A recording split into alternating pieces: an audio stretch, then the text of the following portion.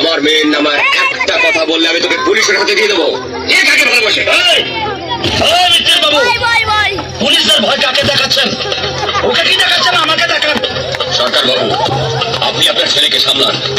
মদ খেয়ে মাতলামি করতে হলে ও ঘরে গিয়ে করতে পারে। এত লোকের সামনে আমাদের সম্মান হানি করতে চাইলে আমি কিন্তু ওকে ছাড়বো না। কি করবেন? পুলিশে দেবেন নাকি গুন্ডা দিয়ে মার খাওয়াবেন?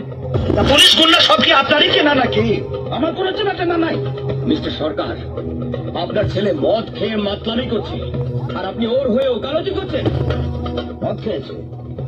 ও মদ খেয়েছে তো? কত মদ খেয়েছিস রে বাবা? কত?